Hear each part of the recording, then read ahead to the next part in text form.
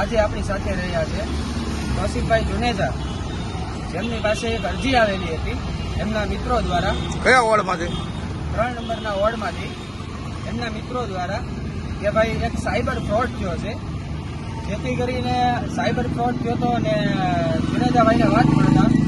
અમે ઉપસ્થિત કાર્યકર્તાઓ આમ આદમી પાર્ટીના ભાવનગર જિલ્લા સાયબર ક્રાઇમ ઓફિસે આવ્યા હતા. ત્યાંથી અમને રિસ્પોન્સ બહુ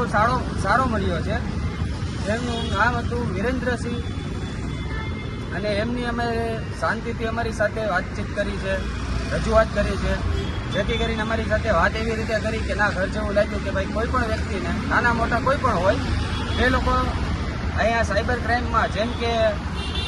કોઈને એવું હોય કે ભાઈ ફોનના ફ્રોડ છે, કોઈના પૈસા અકાઉન્ટમાંથી જતા રહે છે અથવા બ્લેકમેલ કરે છે કે ગ્લીચ ફોટા મૂકી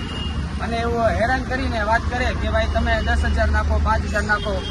અમે ફોટા તમારા બીજી સોશિયલ મીડિયામાં મૂકશું, જેથી કરીને એવી ધમકી આપે છે કે અમે તમારા મમ્મી પપ્પાને મોકલશું કે ભાઈ અમે આને દેશું,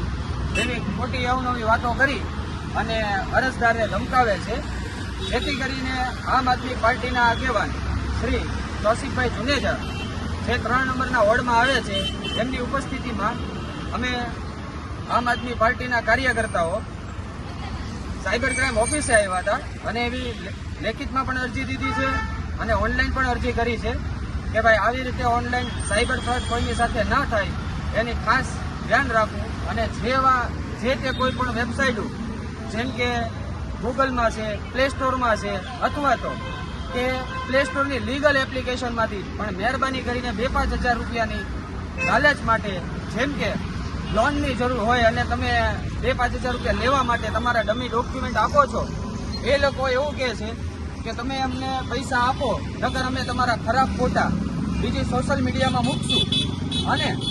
કૌશિકભાઈ જુનેજાને એ બાબતની જાણ થઈ એટલે એ અમારી સાથે આવ્યા અને અમને પૂરેપૂરો સાથ અને સહકાર આપ્યો